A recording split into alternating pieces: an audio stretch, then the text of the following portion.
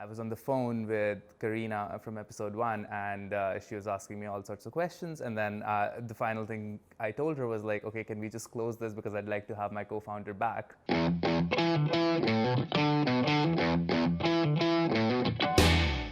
Shub, thank you so much for coming on the show. Thank you. Last time we actually interviewed you guys, you weren't able to actually come on the show because unfortunately one of our mics was down.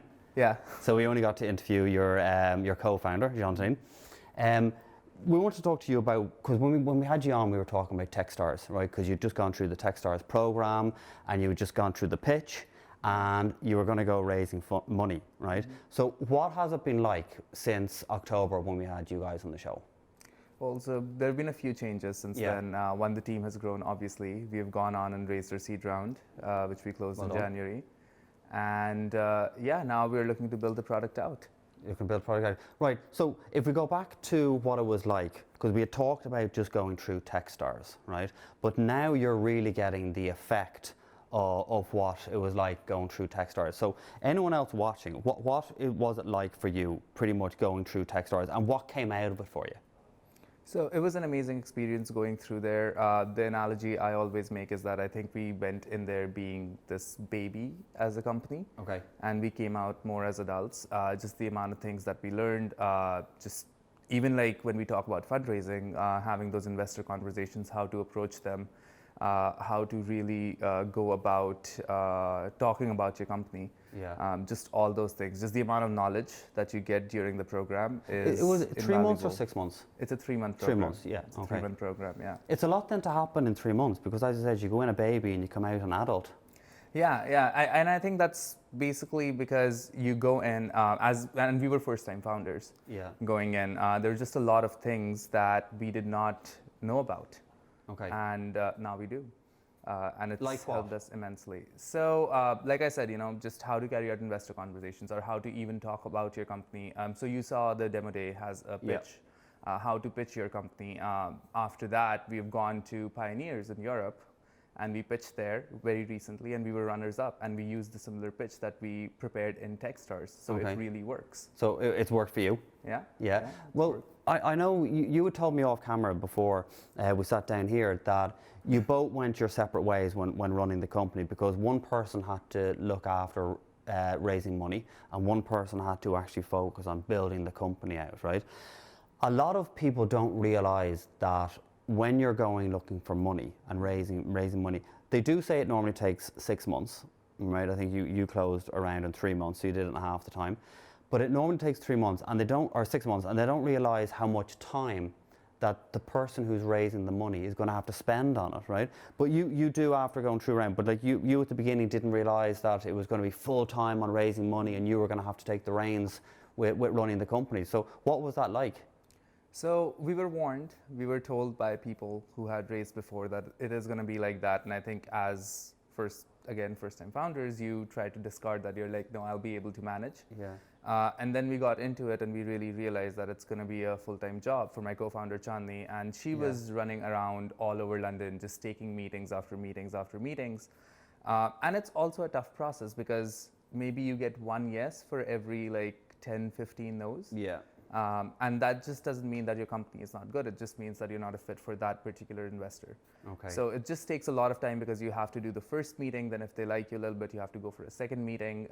And then, the meetings just keep piling on and on and on. Yeah. So what we decided was that Chandni is going to do that full time. I'll take care of the company. I'll take care of the business. We had a few things to do. We had a couple of clients that we had to serve who were coming up. So I focused totally on that. Yeah. So she was here in London, and she was the only one in the team here at that point of time. You were based in India. Yeah. We had a development team in India, so I went back to India. I stayed there.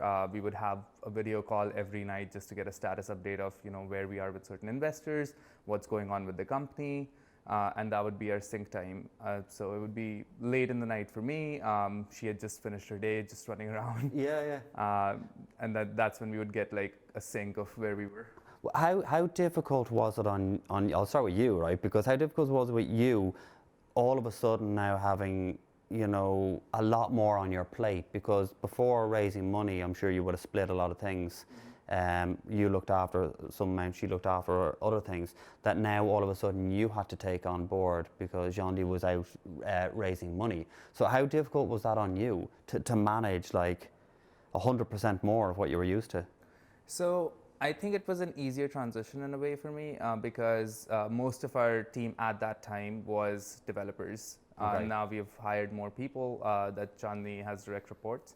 But at that time, it was mostly developers, so it was more of an easier transition. But what I really did miss was having my co-founder in the room, someone to do that decision making with. Okay. And I remember, so finally the investors we raised from episode 1, really good guys. I was on the phone with Karina from episode 1, and she was asking me all sorts of questions. And then the final thing I told her was like, okay, can we just close this because I'd like to have my co-founder back. Okay, yeah. So there's what, signed, done. Yeah. Right. So you closed in what, January? Yeah, end of January. End of January, right? So what have the past 5 months been like then, having your co-founder back? It's been amazing. We've been focusing on hiring. We're trying to build our core team out. We have hired 2 people in London. Yeah. We have hired 2 more people in India, and we are also looking to hire 4 more people there. Where are you based most of the time? Is it in London now? So I am more based in Bangalore still, Okay. and I keep traveling here. So I travel every couple of months. Chandni also keeps traveling to India, but she is more based here. So we're still doing the same thing of like one person's going to be in London, one person's going to be in Bangalore. So both places have a founder there to guide the team, and then we still do our syncs. So I think that fundraising experience got us working well.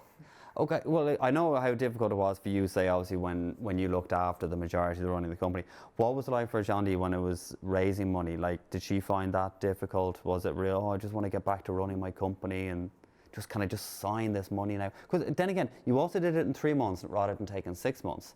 So what was that like for her? So, I mean, all props to her, first of all, for closing that round in 3 months. It was, like I said, she was really putting her heart and soul into it. And you have to at that point, if you're that aggressive about closing your fundraising round, because we were running against the Christmas clock. Yeah. It's a difficult time as well to close funding. Yeah. So, it was really hard. And there were days when she felt like she wasn't using her core skills to build the company out. Okay. Rather than just going out and raising money. But it's a phase you get through because once you have the money, then you have much more freedom to build your company out. Yeah. So it was really, really difficult on her as well. But she pulled through and we pulled through. So will you go for funding again? I'm not at the moment. I mean, we would go again when we would have a need to, which would be a while. So we have been able to raise enough that we have a couple of years of runway. So we'll first focus on now building the company out, doing the right thing, and then as and when required, we'll go for the next round. Will you do the same again? Will it be up to you to look after the company and Jean-Di will raise the money? Possibly, but I think it might be a different situation. It might be a different time. So we'll have to see when we get there and cross that bridge then.